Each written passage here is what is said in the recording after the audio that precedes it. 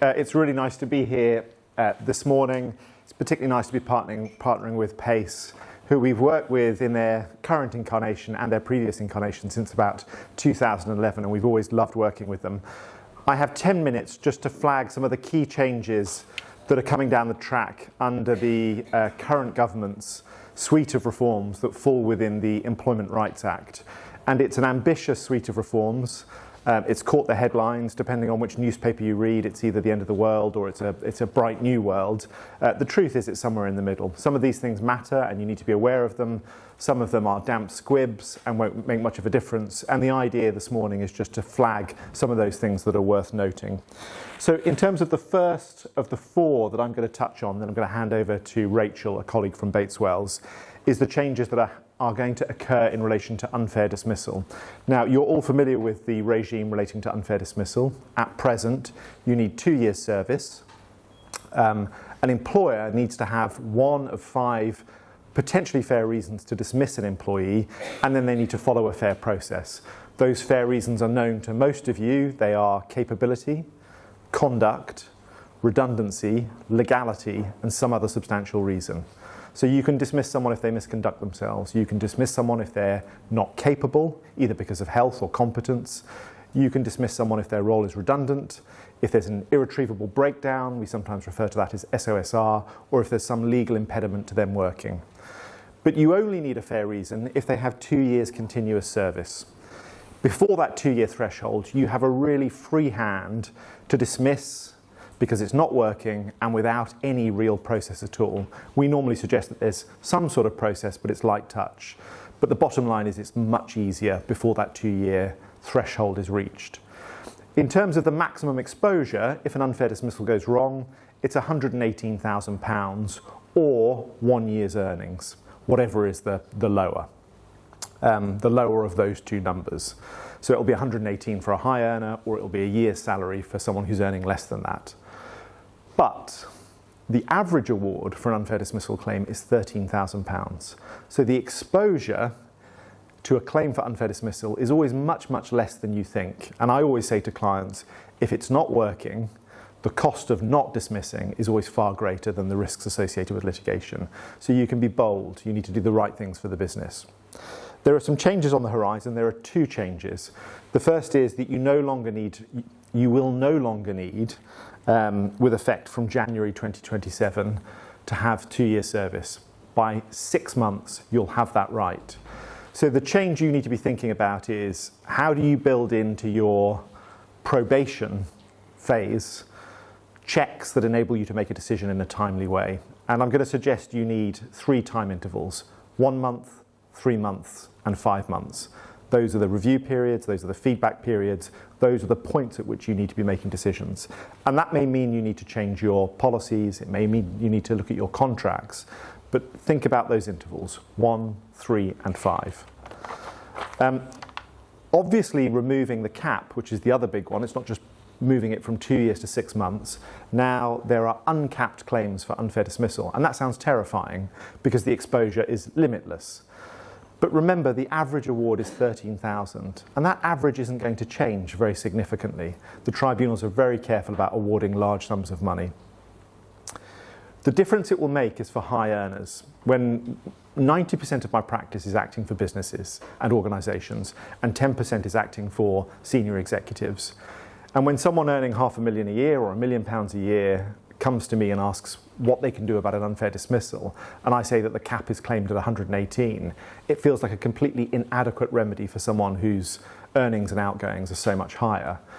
I think for high earners this will make a big difference, but for most employees I don't think it's going to change the landscape very significantly at all. In fact, what it may do is stop the need to introduce a whistleblowing claim or a discrimination claim where it just doesn't exist. There's a perverse incentive to weave into your claim some allegation of discrimination purely to remove the cap. So this could be a healthy change. Sexual harassment, there was a change in October 2024 that required employers to take reasonable steps to prevent sexual harassment. And that will change in October 2026 to becoming all reasonable steps. So there's going to be a heavy burden on you as organisations to stop to prevent sexual harassment from happening.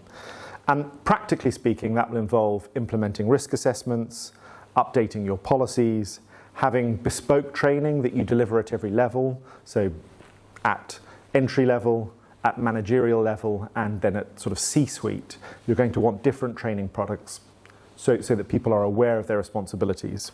You're going to need to establish safe mechanisms for people to speak up, and that might be anonymous tipping off mechanisms. It may be that there's a person who is a point of contact, but think about how you have speaking up mechanisms.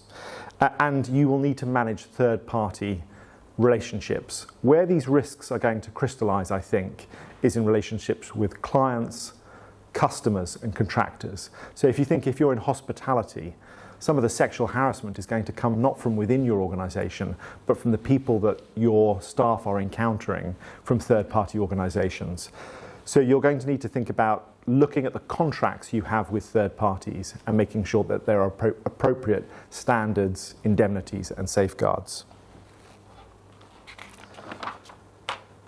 Final two topics before I hand over to Rachel. Fire and rehire. There are three ways you can change the contracts of your staff. You can do it by agreement. You can do it under the terms of the contract. If you have a term in the contract that enables you to make changes explicitly, then the change can happen within the terms of the contract. Or you can flick a switch on the contract and dismiss and re-engage. So you serve notice under the contract and then you re-engage someone automatically, immediately, on the new terms. That is known as fire and rehire. And it got a really bad press after, I don't know if you remember P&O, where the whole fleet was sacked and then they attempted to rehire them on terms. And it stigmatised that whole process. And I think the Labour government have gone a bit too far in trying to ban fire and rehire, because actually it's quite an important mechanism. If you as a business need to make changes and the workforce won't agree, there needs to be a mechanism by which you can do that. That is going to become near impossible when these changes come in October 2026. So do think about your contracts and whether you've got provisions within the contract that enable changes, because after that date, it will become very, very difficult. Final point before I hand over to Rachel. Trade unions are getting a lot from the Employment Rights Act. Rights of access, rights to electronic balloting. In terms of recognition, the thresholds that they have to get over will be easier. But also things around collective redundancies, which are important to unions, are going to become much more punitive. Currently, if you make a mistake with a collective redundancy process, the protective award is 90 days pay per affected employee. That is huge when you're talking about 20, 40, 60 staff. Those numbers get frighteningly large. They're going to double to 180 days. The one thing I'd say about this, although it is empowering unions and giving them much greater rights of access, the reality is, and I don't say this as any criticism to the union movement, people are not interested in joining unions by and large. There are unionised workforces. There are those where there is a small number of staff who are unionised. But you don't see a great groundswell of people wanting to join unions. It's just that their memberships are dwindling all of the time. Their influence is dwindling. So although these are empowering to unions, I think it's going to have an effect right at the margins. You've got to be aware of it. I think you're going to see more attempts by unions to get recognition and other footholds in organisations, but I don't think it's going to be a game changer. So I'm going to talk about sickness absence now. This has been slightly less headline grabbing than some of the other reforms, but it can still be significant for the bottom line. So as of the 6th of April, 3 days ago, the key changes are, firstly, the removal of the requirement that employees earn £125 a week. So low earners will be able to claim statutory sick pay as well. And statutory sick pay will be payable from day one of absence rather than as previously required 4 continuous days of absence. So employers will need to start paying for one-off days of absence rather than more extended periods. And in parliamentary debates, it's also noted that phased returns will be affected if people have come back from a lengthy absence. So if someone comes back on a Monday, Wednesday, Friday, they'll now be eligible to claim SSP for Tuesdays and Thursdays, which previously they wouldn't, because they wouldn't have met that 4-day period. So what does this mean for you? Firstly, you should be checking that your contracts and policies are now correct. As of the 6th of April, it's changed, so you want to make sure that the SSP reference is accurate and that it's clear from day one. Depending on the size and makeup of your workforce and how this is going to financially impact you, you may need to sort of balance the books, so to speak, and bring down the cost of any enhanced company sick pay for those eligible, but obviously being careful that you need to consult as necessary if it's a contractual term. You should also equip managers to deal with sickness absence, particularly with one-off days. People often don't grapple with it. They might slightly roll their eyes if they suspect it's on a Friday or a Monday, but they don't typically talk to people about why they're absent. So ensuring that return to work interviews are held, and often at an earlier stage. So you may have a policy that after one day there is a 5-minute discussion with the manager as to the reason for the absence and how we can improve attendance moving forwards. And coupled with that, trying to incentivise a desire to attend the workplace, obviously not with the intention of penalising the genuinely sick. There needs to be care for those individuals, but if you can create that atmosphere where people want to come into the office and turn up to work, then that obviously helps. Secondly, you'll need to build resilience for tribunal risk. The government has estimated an increase in 15 to 17% of tribunal claims as a specific result of the Employment Rights Act changes. And this is against a backdrop where claims have been steadily increasing. So for the last financial year, there was a 14% increase on the previous financial year. And couple that with individuals using ChatGPT to write claim forms, who knows where we'll be. So the key drivers of the increase for the Employment Rights Act are, as Paul says, the unfair dismissal cap is going and the qualifying services reducing, and high earners will now see that as a claim worth pursuing, particularly at a time where finding alternative employment may be more difficult. In October 26, the time limits for bringing claims are increasing, so they're going from 3 months currently to 6 months, so people will have more time to get legal advice, more time to realise they may not have got another job and decide to pursue a claim. That change in itself is expected to lead to an increase of 5% of claims. And then new rights and protections such as the fire and rehire and the third-party harassment is inevitably going to lead to more litigation. So again, what does this mean for you and your business? You need to now expect tribunal claims as part and parcel of your business. So you need to have consistent records in place for performance management, disciplinaries, grievances. And tribunals, because of the increase and the already huge backlog, they will be increasingly delayed. So having that contemporaneous evidence will be critical as memories fade and, crucially, witnesses leave the organisation. To enable yourself to defend it, you need to be able to point to written documents. Ensure that managers understand about disclosure. We always find in tribunal claims that people are careless in what they commit to writing, and it can be very damaging, even if it misrepresents what actually happens. So ensuring that managers understand what they write in emails, WhatsApp, Slack, Teams, could well be disclosed in a world where things will be more disclosable. And then strengthen manager capability through training programs to ensure they have these difficult conversations early on. Because particularly in light of the 6-month qualifying service, don't let issues fester. If someone's not right for the job, if things aren't working, grasp for the nettle. Managers will also need to have better reasonable adjustments awareness and disability awareness. These conversations in real life often don't come where someone discloses that they have a condition under the Equality Act. They might be talking much more general terms, and they might be asking for things to be implemented but not labelling them as reasonable adjustments. Managers need to understand when there are red flags and specifically when to involve HR. And also you should get prepared to fight some claims. As litigation increases, if you get a reputation for settling, you're only going to encourage more and more claims coming through the door. So fight some and show that you won't just be pushed over, but of course, pick your battles wisely. NDAs are changing as well, so plan for transparency. Any NDA, and by that I'm talking about settlement agreements, confidentiality provisions and contracts of employment. So any NDA will be void if it seeks to prevent a worker from speaking about allegations of harassment or discrimination, not limited to sexual harassment, all types of harassment, information relating to those allegations, how the employer responded to those allegations, and the fact that the allegation was made at all. And this will also cover non-disparagement clauses in settlement agreements as well. So settlement agreements, the approach to them is going to change significantly. The value in why you're entering into them will be all about the litigation risk, the time, the cost, the risk of losing, rather than trying to keep all the issues internally within the organisation. It's still going through consultation, this change, so we don't actually have a date for it to come into effect, but it's expected later this year. And there are a few finer details to iron out. But in the meantime, you should be prepared to stop relying on NDAs as a reputational risk management.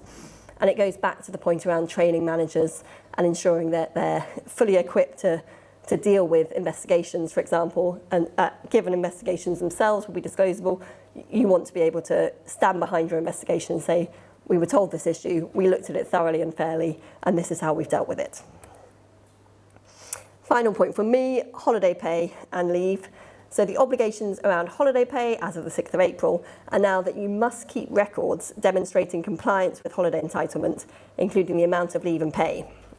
There's no set format for these records, and the Employment Rights Act says that the records may be created, maintained and kept in such a manner and format as the employer reasonably thinks fit, so not particularly clear. Needs to be for 6 years, and failure to comply will be punishable as a criminal offence that would potentially unlimited fines. So it really is something you want to ensure that you've got in place.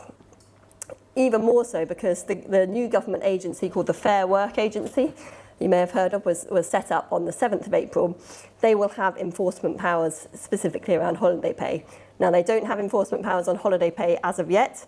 They will get them soon, we don't know when, but they'll be able to have retrospective powers to December 25. So it doesn't mean you can wait in getting your ship in order in terms of the holiday pay.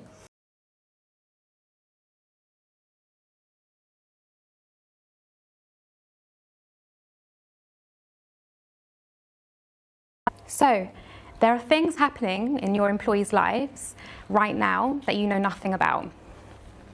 Charlie very kindly introduced me. I'm Sarah, co-founder of PACE, and it's so great to see some familiar faces in the room today. Something that I'm going to start off sharing, that I've only told a couple of the people in my team, and now I'm telling a room full of people who I don't know very well, is that I'm currently pregnant with my second IVF baby. Getting here for me took quite a few years. Multiple surgeries, a diagnosis I only got because I happened to move to San Francisco. And if any of you know, California is the world's capital in fertility care. And serendipitously accessed private healthcare that introduced me to a specialist who was able to diagnose me like that. The kind of care I just didn't get in the UK. And she told me I had a congenital deformity that meant I was going to struggle to get pregnant and stay pregnant effectively. And here's what I know with absolute certainty. If I had been going through any of that at my previous employer, I would never have said a word. Not to my boss, not to my manager, not to my director, and certainly not to HR. I probably would have taken holiday. I would have put a little fake smile on my face and turned up to work. And those of you who know me will know I would have done a half-assed job and done work I wasn't particularly proud of. But I would have powered through, and at some point, I probably would have left, and I would never have shared why. And I guess I want to ask you, how many people in your business right now are doing exactly the same thing? I want to be really, really clear, that's my personal story, but I'm not here to talk about fertility, because how many of you have someone in your team right now dealing with something in their personal life that has nothing to do with work and everything to do with how they're showing up for you? It could be perimenopause, that's causing someone's concentration to be absolutely shot, and they're struggling and embarrassed to share that information. It could be someone quietly caring for an elderly parent and therefore struggling to hit their targets. It could even be someone training for an ultramarathon, a real passion project, an athletic goal they've set themselves, or potentially a really difficult breakup or messy divorce. Trust me, they're all equally mind-consuming, and these issues leave employees feeling like their personal life is a source of shame rather than they can show up to work being proud of. The details might be different, but the impact on performance is identical. The question is, do people trust their managers and the culture they work in to be 100% themselves? Or are they performing a version of themselves that's holding something back? These issues affect everybody. And the impact shows up in your business whether you see it or not. And I'm going to go into what the data tells us. And often when I say I'm going to talk about employee engagement and well-being, people think I'm going to be very, very soft and cuddly and talk about emotions and feelings. But this isn't soft stuff. This is your bottom line. And I could talk stats until the cows come home. But 10% of UK employees are actively engaged at work. So the UK ranks 33 out of 38 European countries. 51 billion is lost by UK employers to poor mental health. And shockingly, 24 billion of that figure is presenteeism. So people who are showing up to work, but just not doing a very good job. And for every £1 employers spend on mental health, they see a £4.70 return. So the question isn't whether you can afford to invest in your people's well-being. The question is whether you can afford not to. One thing I know from speaking to many of you and to speaking with a lot of the leaders we work with is that most employers do want to do the right thing, but the gap between intention and action is where they struggle. Now, the perks trap. The instinct when we talk about well-being and benefits and things like that is to reach for the perks budget. Things like fruit bowls, gym memberships, drinks after work. The ping pong table that we've got a snooker table outside, barely ever used. And I genuinely mean this. We've got breakfast here today. I'm not against free snacks. But here's what I know from over a decade in this industry. Perks are very, very visible, but a culture of well-being is felt by your team. Your employees do know the difference, and you can't buy psychological safety with any kind of delivery voucher. 89% of employees would only consider working for an employer that prioritizes well-being. That ranks equal to salary. The leaders spending money on perks and seeing no return, it's not that well-being investment doesn't work, it's just that investment is going to the wrong place. Think about the last time your organization went through real change. It could have been a restructure, a new system, a new way of working, or a new process you wanted to get started. And ask yourself honestly, who in your team was really on board with that change with you, or who was just kind of compliant, going through the motions, but not really bought in and not delivering at their best. You've just heard from Paul and Rachel, people far more intelligent than me, about the legislative changes that are coming your way. And here's the reality. Change, even if it's positive change, creates uncertainty. And uncertainty disengages people.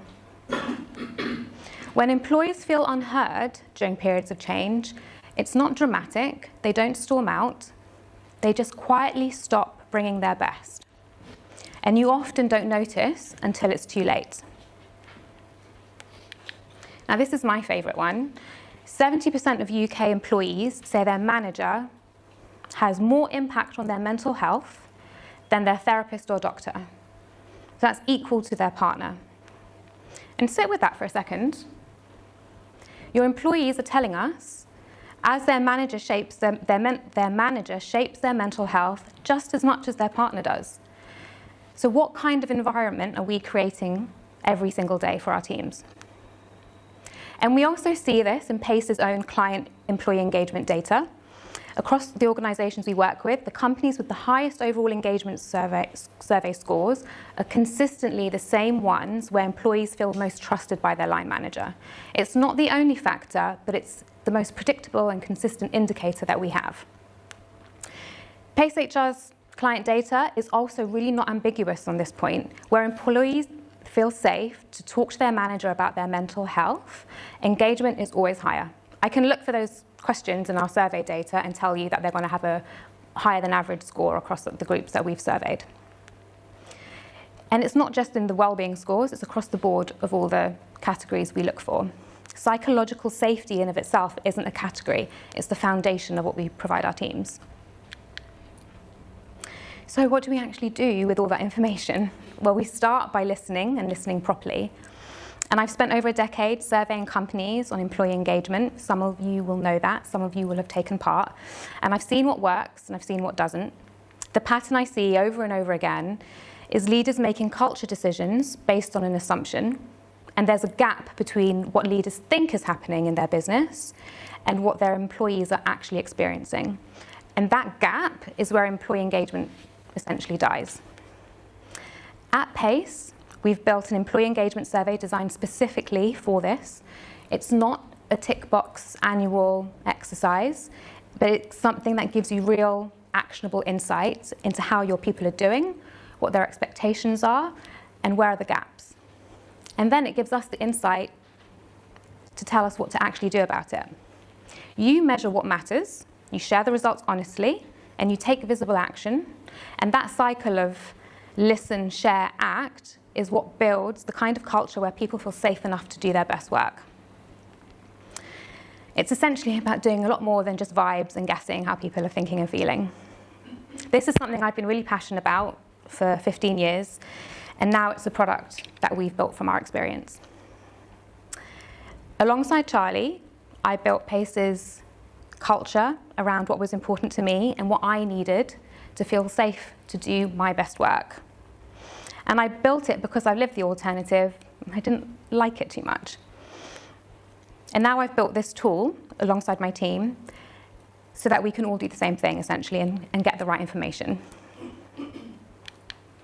Your teams and the employees in your teams are dealing with things you just don't know about, and the question is whether you can afford to ignore that.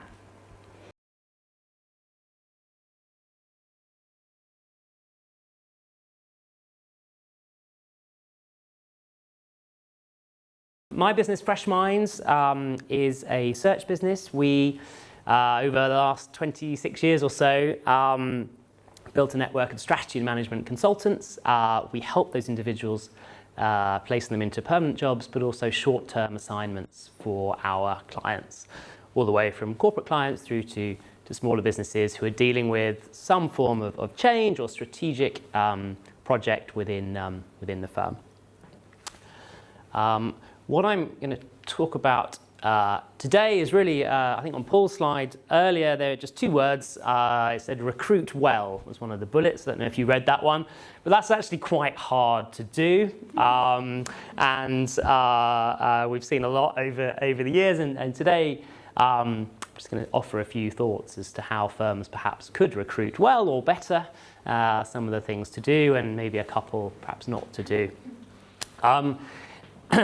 Regardless of your sort of persuasions, I think we can agree that of late it is becoming more expensive to hire into your teams, and it's also becoming riskier. And so the ability to hire really well, to be an organisation that can identify gaps in its business and hire well into those gaps quickly and effectively, and hire the right people who want to stay and will really thrive within a business. The ability to do that is a huge competitive advantage, always has been, and I think is even more so given the changes that are coming up. So how to do that, or how to do that better? So I think a lot can, and I'm going to talk really here about a single hire, but you could probably apply these things to hiring a scheme or a large number of people at any one time. But a lot needs to happen before the hire, before the process begins. And I think this area is one that can easily be sort of neglected a little bit or rushed through. So you really want to get as much as you can clarity on what is the problem that you're trying to solve with a hire. What are the skills that are missing in the business, or what is the capacity gap in the business, and how best is that filled? You could make a permanent hire. We'll hear a little bit about fractional opportunities, I think, later. And so it could be a part-time, as we used to call it, or a fractional solution. It could be a fixed-term contractor. Could be a contractor just to deliver a particular project. So there are different ways. But again, being very clear on what are you going for up front? Is it a permanent hire or not? Clarity on that's really important. And then how are you going to make the hire? Do you have, as a business, internal capacity to an internal talent attraction team to make the hire? Do Do you perhaps go and use work with an agency or a partner to do that? I couldn't forgive myself. I didn't offer a couple of thoughts on that. I think if you are an agency, and I've seen a company rather, I've seen this many times, where your sort of go-to with agencies is to give perhaps the same role to 5 or 6 and sort of incentivize them to run around really quickly and get you candidates as soon as possible, you're really increasing the risk an awful lot of that hire going wrong, because those agencies are working for free. They know they've got perhaps a 20% chance of being successful, and they know that the first candidates that get through the gate might get the job, and they'll have ownership of them and all those awful recruitment things.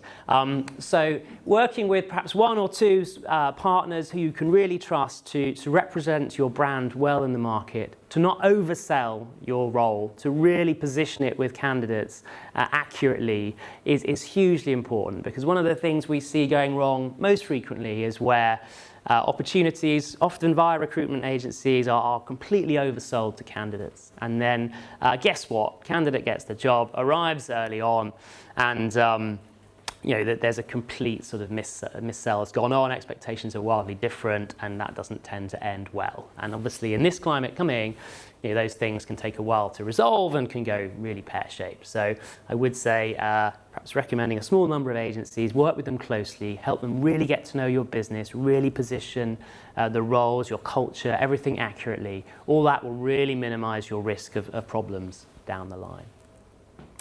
And then just be really clear on budgets, transparency, really important, I think, on that where you can. If a role has a band, and one of the things we've worked on with Pace over the years is a nice sort of triangle and levels and transparent salary bandings, just hugely helpful. I'd really recommend that as part of it.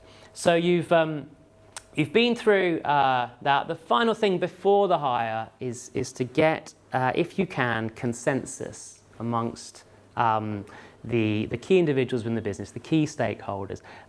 Is there agreement as to what skills are needed and who, the type of person, an individual that's going to be hired to fill the gap? Many times there isn't. And actually, as a process goes through and more stakeholders get involved in interviews or decisions, that's where things can really unravel. Or even worse, someone gets hired, but 2 of the directors in the management team don't feel they're the right person in the first place. Already, you've got your chances of sort of something going wrong, tribunal, down the line, massively increase, because you didn't spend the time as a team really saying, okay, what are the skills we need? Who do we want to hire? And getting some sort of consensus up front. So really, again, trying to do as much of that as you can before you even press the button on the hire. Super important. So if you get all that right, I think you're miles ahead. You're in a great spot. Actually, then on the hiring process itself, here you really want to try and have a very clear view, I would say, on how things are going to work. Roughly, how many applications are you going to receive on a role, and how are you going to deal with those? And one of the impacts of AI and just technology in general, and I'm sure you're all seeing this in your businesses, it is now super easy to apply for a job. And there are lots of people who really need a job. And so what we're seeing right across the board, from graduate roles all the way through, it's just huge numbers of applications coming through for jobs. And so how are you going to, as a firm, deal with that? Are you going to use some software to help you?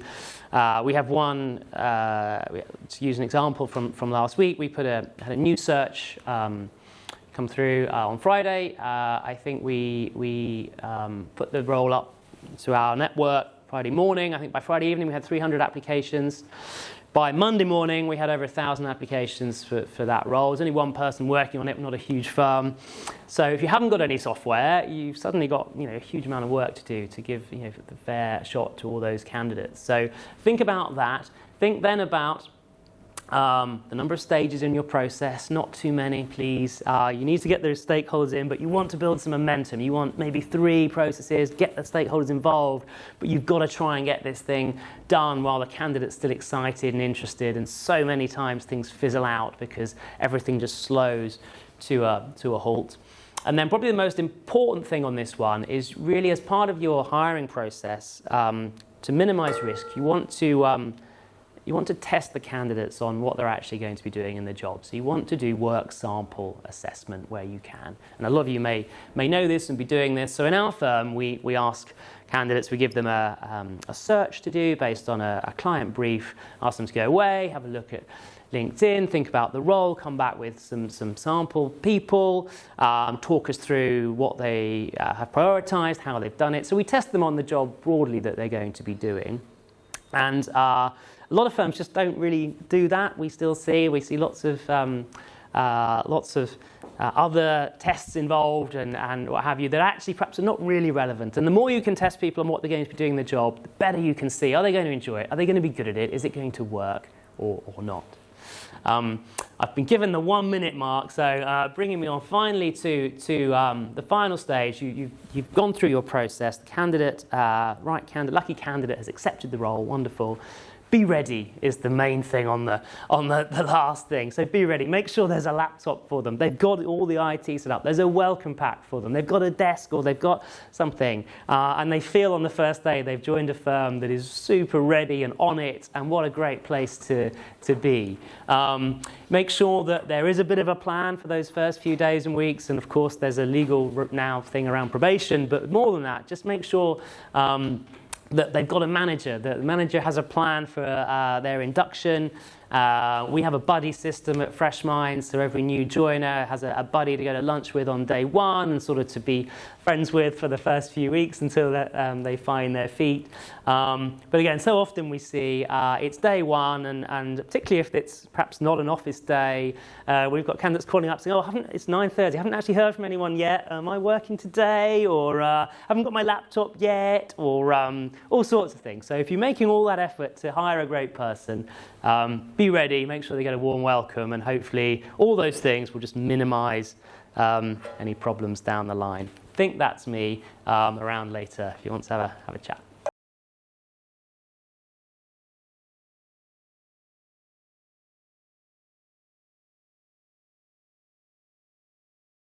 So just to let you know a little bit about who we are, the NMC is the nursing and midwifery regulator for the 4 nations of the UK. So what we do is ensure that there is safe and effective nursing and midwifery education and practice across the 4 countries of the UK. So we regulate that, and we put fairness and equity at the heart of everything we do. We work by ensuring that every single registered nurse or midwife or nursing associate has benefited from effective education, so we set those standards. We also ensure that every nurse and midwife on the register meets clear standards of conduct and practice, and that's about protecting the public and the reputation of those professions. And finally, as a regulator, we have a duty to investigate concerns and to take steps to protect the public in the relatively rare instances where we need to limit or restrict professionals' right to practice because something has gone seriously wrong. So that's very different from something happening in the workplace that the employer can deal with in the standard way as a sort of as a standard conduct or performance management issue. We're here for when things go badly wrong. So that's what we do. Why are we transforming our culture? So in the summer of 2024, to sort of come to Sarah's original point in her piece about actually not going on vibes and really understanding what's going on in your organisation, in July 2024, we published an independent review into the NMC's culture, which was led by Nazir Afzal and Rise Associates, and we commissioned that report in response to whistleblowing allegations that involved racism, bullying and a culture in which colleagues were afraid to speak up and to voice their concerns. So more than 1,000 current and former members of staff, more than 200 of our panel members who work with us and sit on our fitness to practice hearings shared their experiences, and the report was published, and it found a link between our regulatory performance, the work we're here to do, and our culture. And in particular, there were challenges with the caseload in our regulatory processes, in these fitness to practice processes, and that was putting some of our employees under immense pressure and also contributing significantly to the stress of the registrants, the nurses and midwives who were going through those processes. So really, really serious situation, and I think not a misuse of the expression a toxic culture. The report really highlighted the fact that there were two different worlds in the NMC. So there was a phrase in it which really stood out to so many people who read it, that you could pass a colleague on the corridor and be living a completely different experience. So one might be on an upward career path, having a great time with a great boss and a great career in an exciting profession, and the other might be experiencing really serious bullying or discrimination or racism in the workplace. So two really, really different worlds. So last year, it is last year now, yes, last January, we had a change of leadership. So Paul Rees came in initially as interim and now as the permanent chief executive and registrar. I was hired last January. I'm the assistant director for culture transformation. Almost everybody you see on this slide has been hired in the last 12 months. So we have a very, had a real refresh of the executive direction team and also a new chair of council, Ron Berkeley-Smith. So Paul and Ravi, who is my direct boss and leads our people and culture directorate, are really the driving forces and sponsors behind our transformation. When Paul arrived, he ran a series of listening events, to come back again to Sarah's point. So more than 800 of our colleagues took part in those. And based on the review and what we heard at those listening events, we put together a culture transformation plan.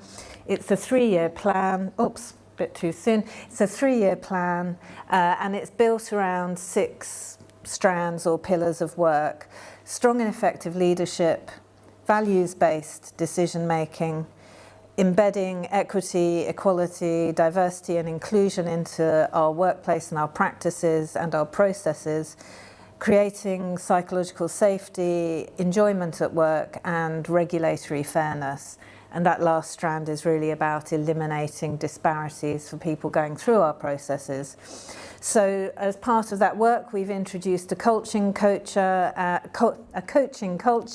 and more than 300 of our managers and leaders are taking part in a rolling coaching program, really starting to equip them with the tools and skills that they need to help transform the culture.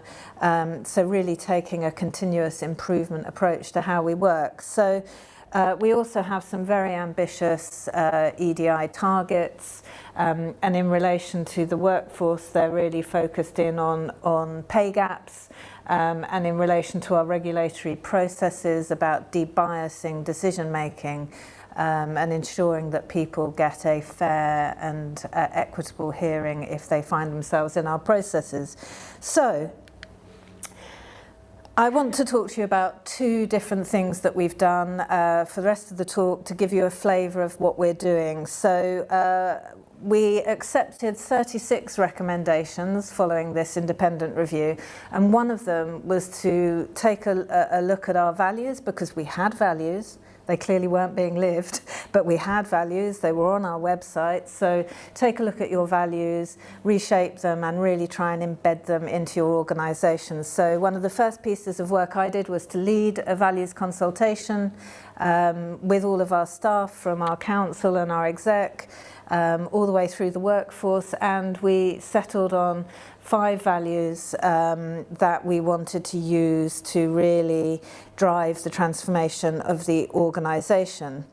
And they really are intended to define who we are and how we work together. And so once we'd created the values, we also built, with my colleagues here today, a behaviour guide, Living Out Our Values, which we published and handed out to all our staff as well. And this is a key part of what we're trying to achieve. So the values and behaviours are really explicitly defined. Just going to see, yes. So here's a view from within the booklet of the value of equity. So we've really set out very clearly to our employees what these values mean and what they look like. So they shape how we treat each other. They're more than just words on a page. This sets out the behaviours you can expect from the leadership, the behaviours we expect to see from our employees, and also the behaviours we don't want to see. And that's a really important column, and it's giving people real clarity about how to performance manage, how to call out the behaviours we don't want to see in meetings, and really how to try and shift the culture. And our appraisal process now has a dual lens where you're considered, your performance is considered not just based on what you do, but also whether you're meeting it and demonstrating the values. So really trying to embed that change. The other thing I wanted in 90 seconds to talk about is how we're measuring our progress. So we've built something called a maturity model, and we've looked at all the pillars of the programme, and we have created a model for each of the pillars, and you can see we're sort of down at the initiating stage, and over the course of the 3-year programme we want to be able to track our progress. Obviously we're aiming to get to leading practice. We certainly need to be embedding by that point, and so we've set out, and this table shows you sort of what we would expect to see at the end of each year of the programme. So at the end of year 1, in this example, some evidence of EDI and equitable approaches, some systems in place, diversity is seen in terms of demographics and targets in place. By the end of this year that we're in, we want it to be woven into decision-making processes, influencing all our policies and practices, and by the end of the 3rd year, that it loses a distinct status as separate sets of initiatives and is really embedded into a demographically and cognitively diverse workforce. So we've really set out what good looks like and how, in the final column, we'll measure it each year. And we've just done our first pilot of that programme. So we've piloted how we're going to do the measurements with all of our directorates. We've established that people really are in the initiating stage. Some directorates are in the process of really trying to understand, for example, reasonable adjustments experiences. Others, there's inconsistent application. Some feel that the work is becoming more embedded. They have pockets of good practice, but it's not yet consistent. So what we're trying to do with this is really embed a mechanism where every quarter each directorate has to talk about the culture. And it's as simple as that. So in everything we're doing, we're trying to say this is in the way we work, it's in the things we talk about, it's in the day-to-day. You know, you don't get a bonus if you've gone from initiating to developing faster than the directorate next door to you. You get a bonus for having a really good and regular, deep and insightful conversation about how things are going, and reflecting on that and thinking about what the next things you might do to improve the situation. So really happy to share more about that if you're interested.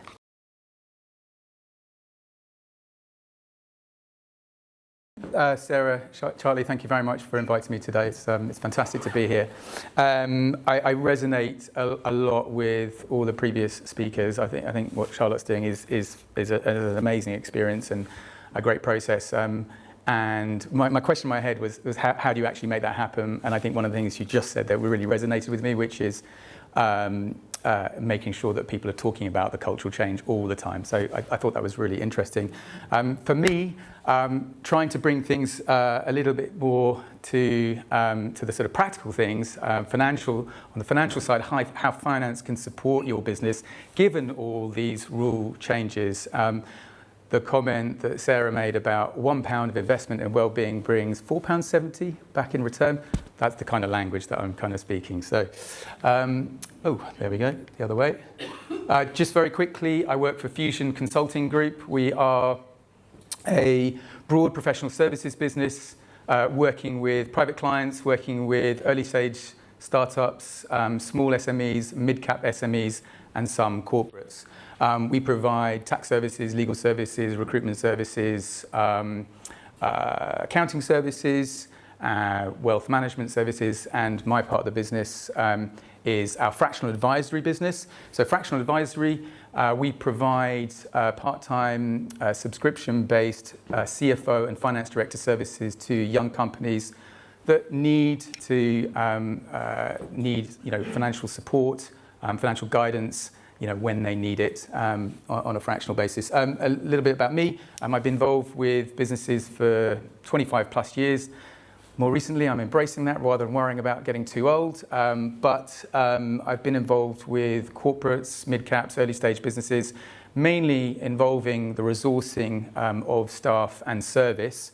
I set up my own business in 2009. It completely focused on finance resource, so resource into the finance function. And out of that, a part of that came a fractional service. And I sold the business to Fusion Consulting Group 3 years ago. And we're focusing really very heavily on part-time fractional finance service. Let's get it right. Okay, so trying to be practical, I really enjoyed Paul and Rachel's presentation in terms of some of the clarity on the legislation. And so at the top of each slide is kind of the things that have happened or going to happen. But how does it relate to a CFO or an FD supporting your service? Well, in previous times, it was, and Adam will recognise this as well, you've got a need, let's hire quick and let's make it happen. Let's kind of manage the performance later. I mean, that's a little bit extreme, but it kind of was the sort of go-to. But now from a financial perspective, you've got to think about every hire being a semi-fixed cost. And with that comes some of the legal downside risk that might occur as a result of a poor hire or a change in hire. Thankfully, pragmatically, Paul has explained that it might not be as bad as you think. You just need to explore what the situation is. So the sort of implications from a finance perspective when you think about planning is higher expected cost of a bad hire. What is the legal exposure per employee if things don't go well? And you do have a little bit of reduced ability to restructure cheaply. And so back to what Adam was saying about process, to avoid extending your costs relating to hiring, the velocity. So what is the right velocity for your hiring? Make sure you've got the right process, as Adam talked about. Make sure you understand what the costs are actually, the actual costs involved are. And that will increase the productivity. So you're basically, from a financial perspective, building all the downside scenarios in relation to an individual cost or a department's cost or a group cost. Yeah, so again, Paul and Rachel have kind of covered some of the changes. But simply put, when you're planning from a financial perspective, it used to be that you're talking about salary and NI, and that's your kind of cost. But now you've got to think about it slightly differently. Think about it, the costs are fully loaded from a finance perspective. And so you've got to build in some buffers, absence, leave, compliance risk and penalties that all come with costs. So when you're putting your P&L together with regards to an employee or a department, you've got to think about the loaded costs. And so I think that, when you're planning to hire or you're planning to, how do I deliver this service, or I've got a new contract and how do I kind of put the right hiring around that or the right resource, you need to think about, unit economics. So you need to think about it more deeply. What is the performance of that individual? What is the performance of that group? What is the performance of the department, and you've got to think about what returns you get. And so what is the unit economics per person? Increasing your general pricing discipline from the other side of the business. So rather than from the back end thinking about employees, but your front end and thinking about contracts, can you look at the margins on your commercials, which may help in terms of the hiring processes? So you've got to have some buffers in place when you're putting a financial plan together. So capacity planning, again, lots of things have changed as a result of the regulation. And we used to just think about flexible hiring based on volatility. But the reality is that labour is shifting towards becoming more permanent and less predictable. So again, back to Adam's processes, you need to be clear about what you're trying to hire and the financial implications. So make sure you're planning and building your financial plans with a higher fixed cost base, and think about demand forecasting as opposed to last minute scheduling. Okay. So just treat compliance differently is the message here, which is, previously HR would handle compliance. And I know that's a very generic statement, but generally it's sat with HR and their advisors behind them. But I think that now, going forward with the changes in regulations, it's really important to make sure that finance is involved, or the finance function or your finance leader is involved in terms of any compliance failures, which are basically a balance sheet risk, a cost to you. So to do that, and again, going back to some of the previous speakers, look at the spend on your HR systems, your processes to recruit, and your processes to train, your documentation, your audit trails, and treat compliance as a really important financial item and do it in conjunction with an HR department. Plan ahead. Previously we were thinking about just, hiring like crazy if the demand increased. That you need to be a little bit more careful about that with the new legislation in place. Workforce changes do take a little bit longer, so you need to be a little bit more thoughtful about it from a financial perspective. And obviously the risks are increased to some degree. So, the advice is from a CFO, from an FD that you work with, is, try and build plans further in advance. Look into the future and think about what's coming. Add time buffers for restructuring. So if you're going through a sort of a major change, i.e. you're looking at a complete pivot in product, which may have an impact on your workforce, or you're looking at acquiring a business, or you're looking at new service lines, do it well in advance and plan it financially, and then stress test those scenarios. Okay, so contribution. So this is sort of very linked to your unit economics, but there's also been a big shift. Labour is more expensive as a result. It's generally more expensive anyway, but as a result of the new legislation, it should be considered a little bit more expensive, and it is harder to flex. So, again, think about hiring ahead of the demand, but with some decent horizon, and look at really deeply about how you can increase the output per employee. So what is the contribution of that employee? And it links very closely to unit economics. Again, linking to some of the other speakers, particularly Adam in terms of his processes, look at automation, look at investing in systems, and look at the AI and technology that you have to both hire, but also to train, and whether it be CPD or whatever it is, but make sure you've got training, investment, financial plans in place. This will allow you to make sure that the contribution and the unit economics work for you, whether it's about business as usual or change in the business. So tracking your revenue per employee and the contribution per employee is important. So sort of bringing things to a bit of a close. All I can say is I've always, because I've been in and around the finance function and finance leadership for a very, very long time, I may be talking to people who have grown businesses successfully or starting new businesses. But even before the legislation, my advice would be, look, make sure that every part of your business, is down pat in relation to the costs and the amount of money that you're investing. So it's not about a finance director turning around and saying that you can't go and do this in a normal world, and now you can't go and do it to an even greater degree with the new legislation in place. It's about go into it with positivity, but plan financially for the right investment, knowing what the risks are in worst case scenarios. So I think this is my final slide. Look, what is your playbook? The old playbook would be hire ahead of the growth and just go for it. I'm being a bit facetious, but to make the point. Use flexible contracts. Again, of course it can work, but it has to be worked in the right way. And adjust your workforce reactively and proactively. The new one is try and hire later and more selectively. That is critical. Model out your worst case scenarios, building systems, and treat hiring as a capital allocation, which is both important to the finance function and to the HR function. And the bottom line is that you can do this in any way you want.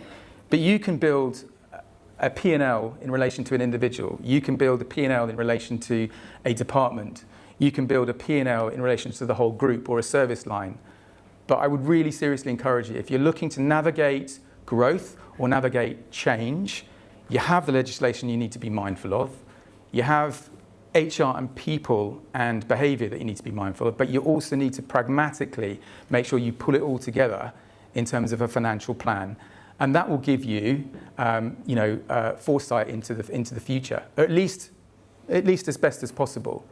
The only other thing I can say is that, when I was building my business from 2009 for 13 years, I worked very closely with my business partner, who was a fractional CFO, and the stress relief that came from it, because I had a pragmatic playbook in hand, which was my financial plan, which covered all parts of the business, is a huge relief. You have something to go after. And you just need to kind of stick to it and track it as best as you can. So I would say, look, just there's a whole bunch of things where you can start. You can look at who is your resource that's helping you do that. What's your financial leadership look like at the moment? You may have it, you may not have it. It may not be strategic enough. It may not be commercial enough. Take a look at it. Build from bottom line, bottom up, and top down in terms of financial plan. Keep tracking it, keep going over it as best you can every month. Be disciplined about it and kind of look, what do we do right? What do we do wrong? Where are we slipping? Where's the wastage in terms of costs? And constantly review your employees. And I think we've talked about reviewing employees in terms of their performance, but it's also reviewing the performance that gets set against the cost and the investment. And basically plan for all eventualities. And if you can do that and pull it into a plan that you can refer to, becomes like your financial Bible as you drive a business forward. But I wouldn't worry about it. Like, these are the kind of disciplines that you kind of should have been doing, or have been, I'm sure, should have been doing prior to the legislation change. It only brings it into more focus now.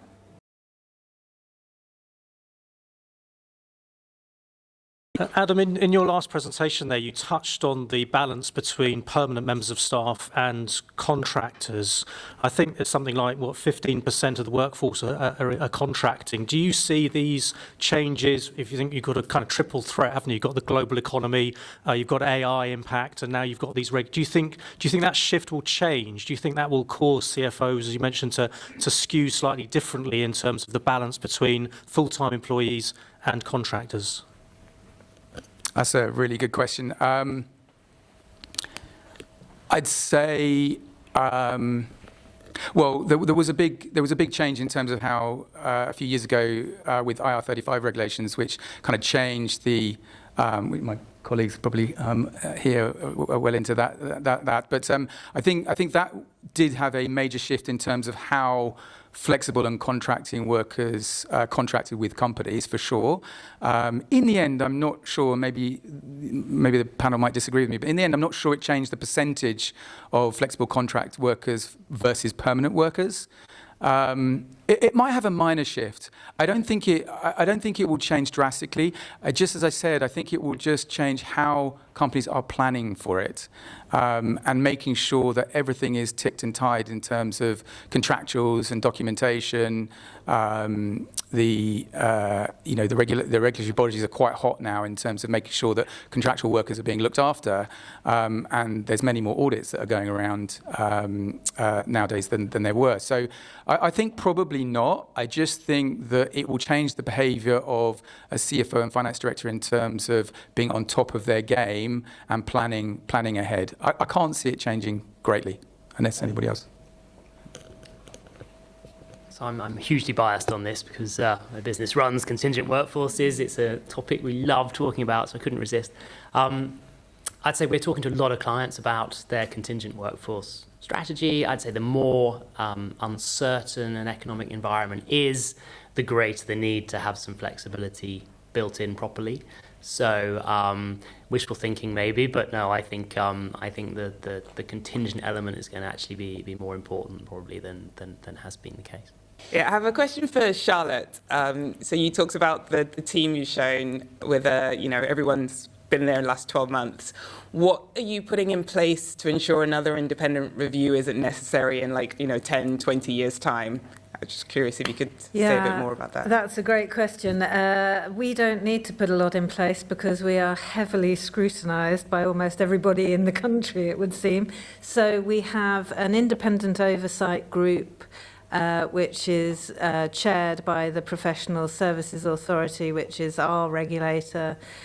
We obviously have regular and close scrutiny from the Department of Health, and we also find ourselves giving evidence and taking part in a wide range of inquiries, obviously with issues at the moment ranging from, a lot going on in, for example, maternity services inquiries. So we are pretty heavily scrutinised and held to account on a more or less monthly basis by our own regulator. So that's the sort of, the oversight answer. But in reality, what we're trying to do on the ground is really focus in on our leadership and management. So we're quite a hierarchical organisation. I come from a different sector. I come from background in media and the BBC, and I'm astonished at how many layers of management we happen to have in regulation, and so we're really focused in on around 350 leaders and managers across the organisation, and focused on building the right skills and behaviours and equipping them with tools, and really trying to move towards more of a coaching culture and opening things up that way, and trying to embed more sustainable change. Thank you. I have a quick question for Paul. So I work as part of Adam's team at Fresh Minds. I'm just curious, in terms of your clients, out of the new kind of wave of legislation coming through and the changes coming through, is there something that seems to be the biggest worry out of all of them with your clients, or do they all feel equally kind of quite seismic and they need to make adjustments across the board?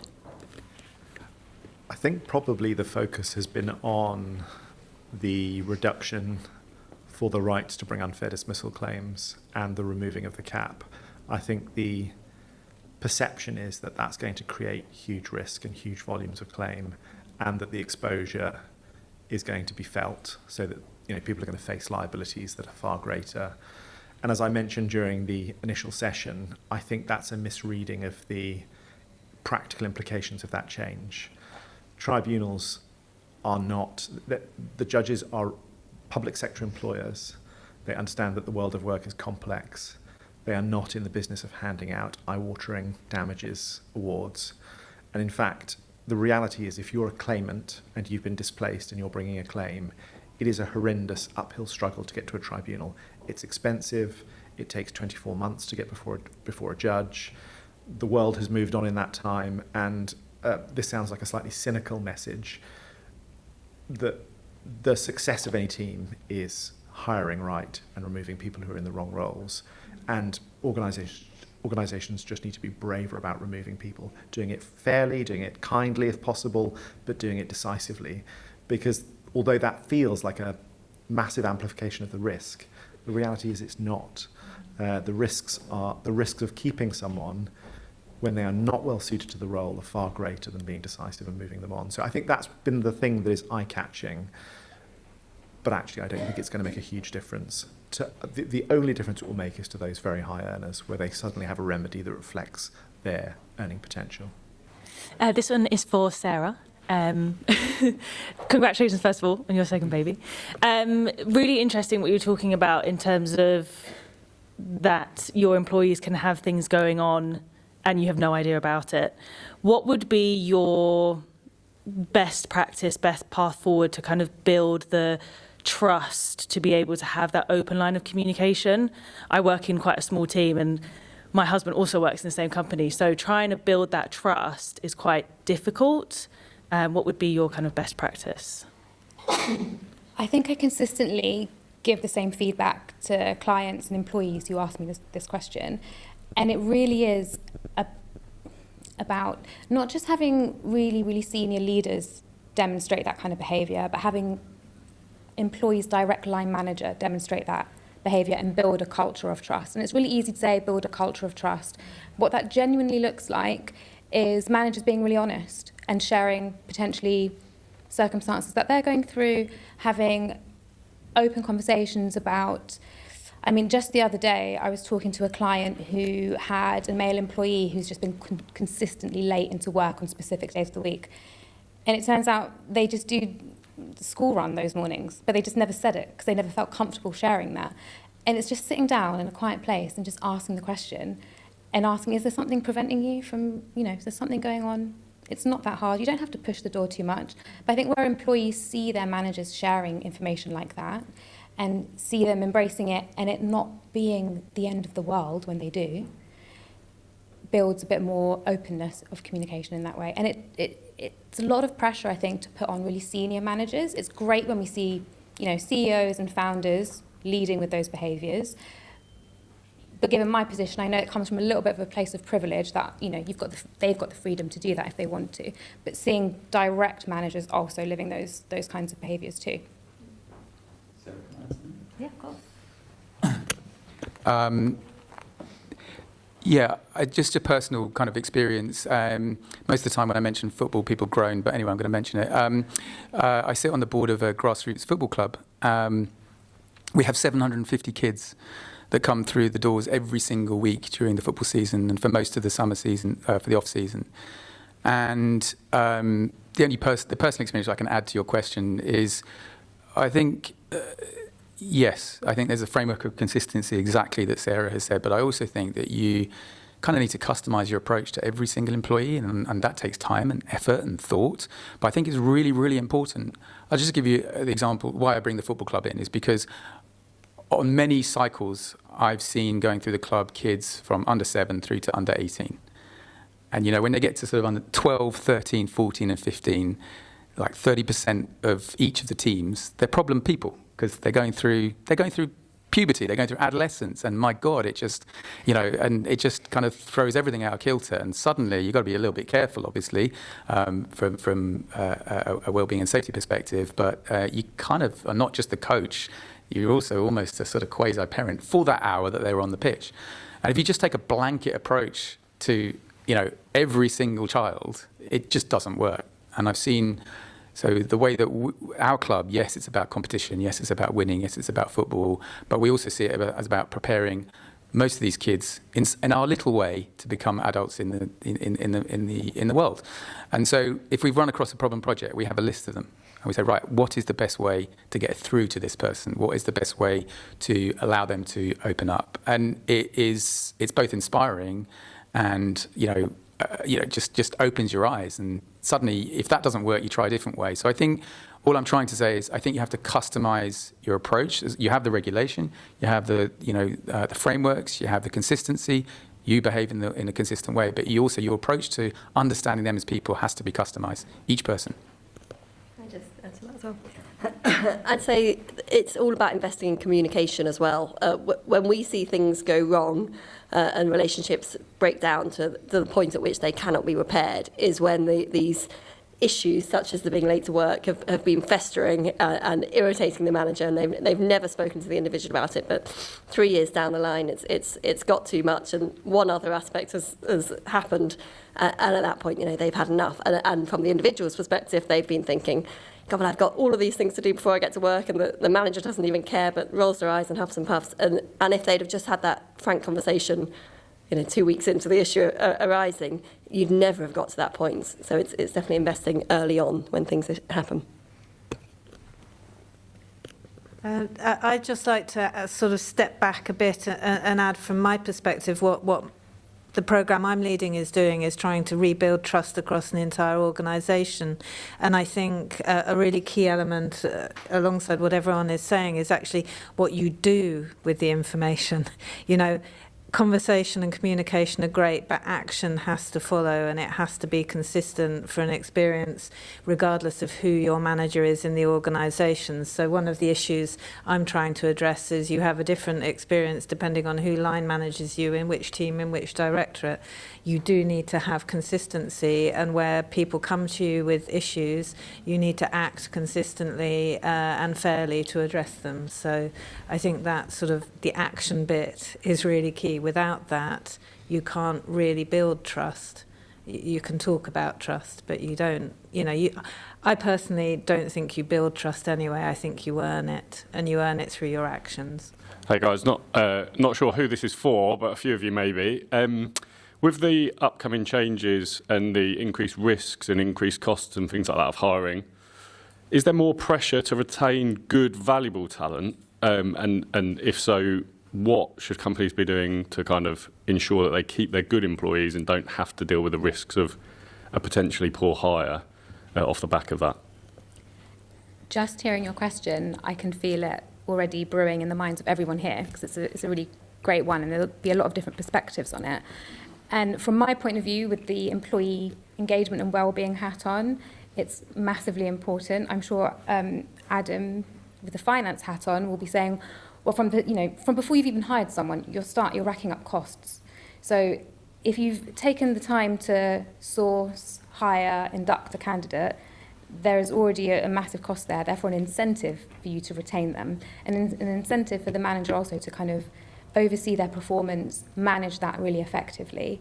And then where employee engagement comes in is that retention piece of measuring how they're actually feeling in the workplace, what their expectations are they being met, and do they find their work fulfilling? Therefore, are they likely to be staying? So it's critically important. And I think there's specific time windows as well, I think, with many employees where they start getting different kinds of itches. And I would say there is a pattern of when big changes come into play within workforces, like restructures, changing performance management processes, there's always a bit of an eye on what retention looks like, and we should always be keeping our eyes on that kind of ball. But I don't know if anyone else wants to add anything to that. Yeah, I can add a little. So we use Sarah's survey, which is great, and obviously there's no silver bullet to keeping your whole team, or certainly your top performers, with you. But I think more than anything, we can probably all identify with this in the room. Everyone in their job, in their career, wants to feel they're getting somewhere, first and foremost. So yes, there's reward, there's all sorts of other factors, but fundamentally, am I progressing in the role? Do I see a future here? Do I see a pathway to becoming more senior or to fulfilling my goals, or am I a bit stuck? And so I think pathways, clarity, regular review, all those things, particularly for your top performers, are probably the number one thing I would focus on to try and keep the stars in the team. Paul's words are kind of resonating in my mind. I think it's a great question, but I think I would try and approach it in a balanced fashion.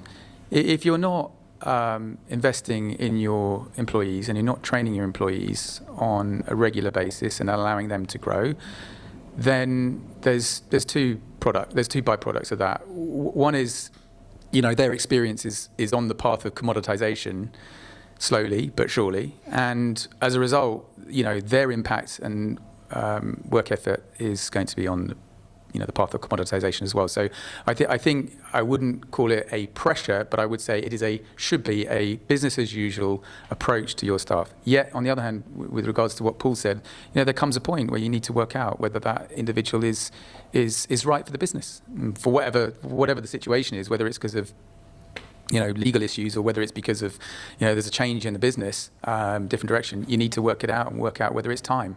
So I think a balanced approach. So I wouldn't call it pressure, but it should be business as usual approach.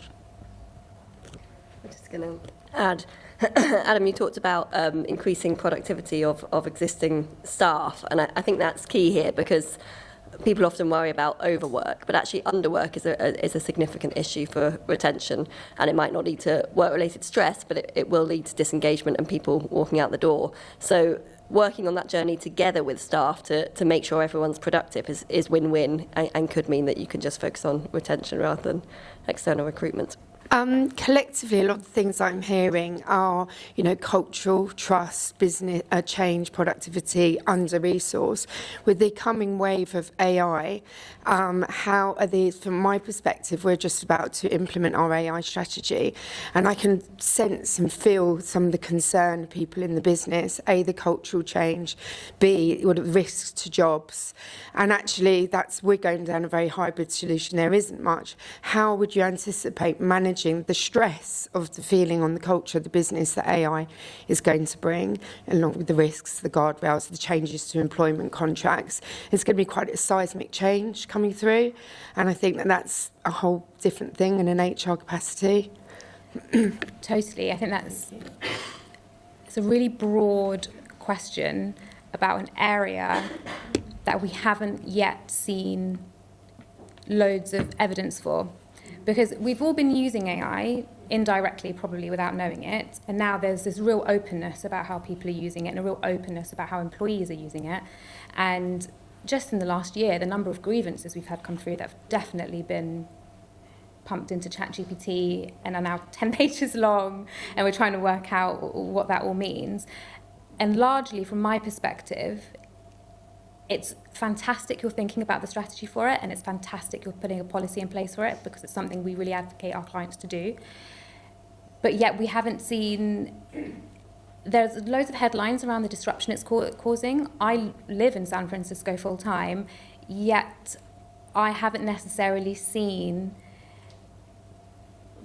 anything other than big positives directly. And while we're talking about layoffs and we're talking about restructures, and there are a handful of industries potentially where a company's got a part-time developer, maybe that coding can now be done elsewhere through an app or an AI system.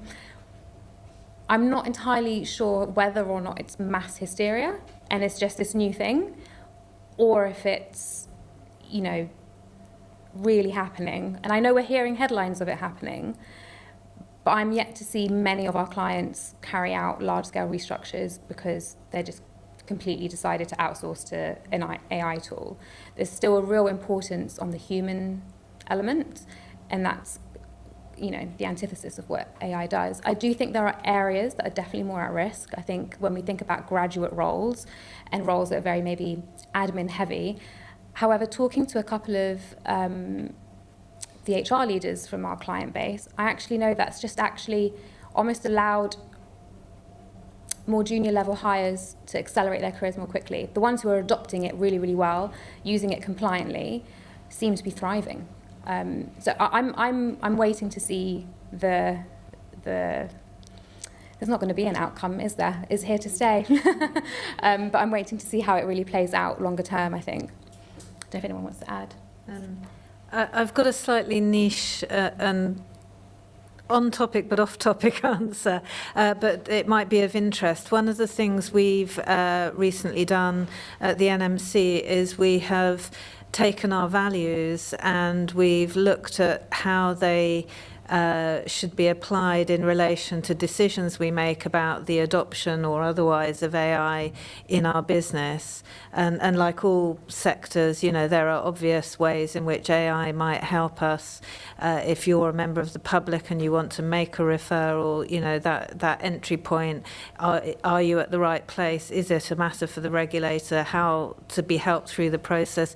Things like that you could see potentially being an AI use in our sector. So we've taken our values and we've built a framework so that we make our AI decisions when we make them. We haven't yet. We make them consciously and we ensure that they are in line with our values and that we are thinking about the human impacts. And so we've recently built that framework and started to talk to our employees about it to reassure people that we're not just going to sleepwalk into situations where things go wrong. I'll say something quick. The word conscious, I think, was quite interesting. I suppose I'm ever trying to be practical, but I'm very sympathetic to the emotions that's in and around the workforce in relation to AI. Is my job at risk, or is my function at risk, or whatever? But the reason why I mentioned the word conscious from Charlotte is because I think that businesses need to consciously make an effort to work out where AI can add value. From a finance perspective, you can drive your P&L, the actual numbers, real quick through AI. I mean, literally, you can kind of create a set of chart of accounts and management accounts and throw it into numbers, and it will just go like that. Okay, that's great, but you still need to understand what the implications of those numbers are, and so. I think it's just understanding each. I tell you what, when you do your financial audit on all parts of your business, consciously make an effort and think, okay, so where is it that AI can add value? It's not just about removing costs, it's about adding extra value, and I think that would be a good exercise to go through, and that would allow a leader, a business leader, to impart the right communication with regards to where AI adds value and where it is not about cutting costs. This is about the next level. What can we do? We've been through these changes before, seismic changes, as you mentioned. The digital age changed things entirely. And AI is doing the same thing again. But it's not going to replace everything. And I think that's important. So understand where in each part of your business where AI can help. Just two really quick points. We fought a case about a year ago on the use of AI in a large-scale employer, and they were using it very extensively. They were using it to performance manage, to monitor, to make decisions about who to let go, and it was a really invasive piece of AI. The litigation that we pursued was part funded by the equalities regulator, the Equality and Human Rights Commission. And we had a deposition-style meeting with the senior leaders of this well-known platform who were deploying the AI, and we questioned them on the data set that they were using, how they trained the data set, the logic that was being applied, i.e. how decisions were reached. And they weren't able to answer those questions. They didn't know how decisions were reached. They had a superficial understanding of the way in which the algorithm and the machine learning was operating, but they couldn't fully explain the decision making. And that's because a lot of these systems are proprietary. They're owned by a handful of the frontier models.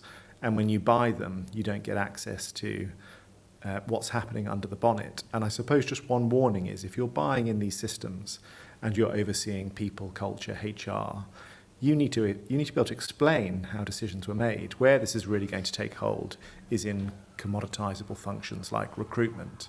So if it's sifting people in and out, and people feel hard done by, or they're suspicious about the way AI operates, and there are indicators that there may have been discrimination in those decisions, for you as a business not to be able to explain, not to be able to access the underlying logic, is a real risk.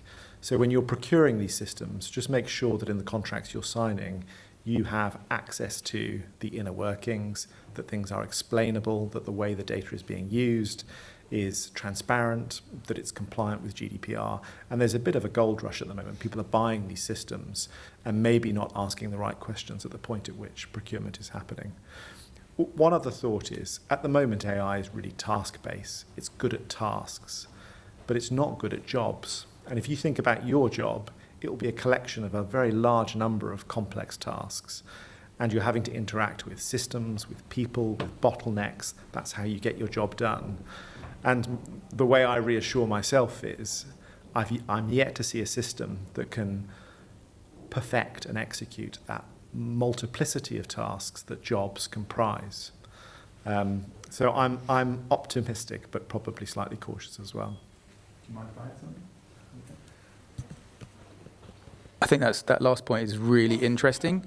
Fusion Consulting Group is going through a broad phase of M&A work, so we're acquiring businesses.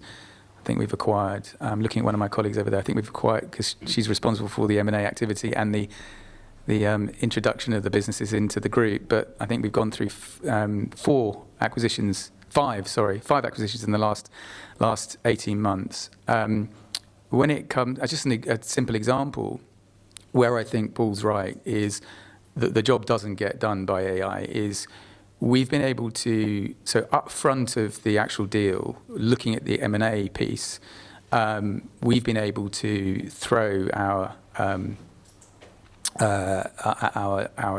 deal points through AI, and it is basically said, right, this seems clear, this seems clear, this seems clear, this seems clear.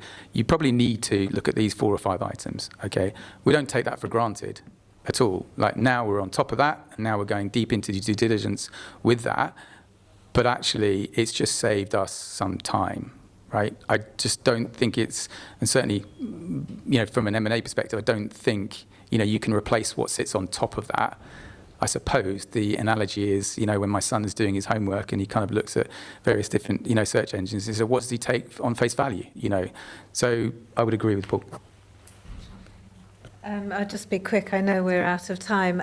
Just from my former life, I spent most of my career in the media and newsrooms who were very early adopters of AI.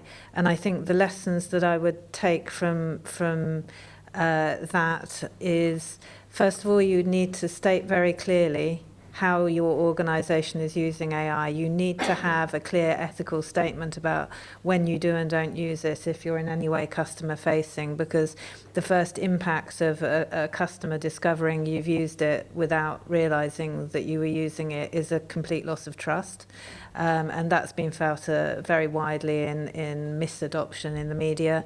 There's been a big, this is going to save all sorts of effort, high effort, low value roles in the newsroom can go. That hasn't proven to be the case. High effort, low value tasks can be automated, but they're not the same as roles, and you need a human at each end of that process generally, certainly in a newsroom, in order to be confident in the output. So I think, I've been probably watching AI in a newsroom for 5-6 years. It takes longer than you think to work out how it's going to help you and where it's going to help you and in what ways it might impact on your customer or client's perception of how much they trust you. Thank you. That's a really fantastic point. Sadly, we are out of time for the session today. Thank you so much, everyone, for attending. If you did have any follow-up questions that you haven't had a chance to ask, everyone's contact details will be on the slides. Thank you so much for coming today.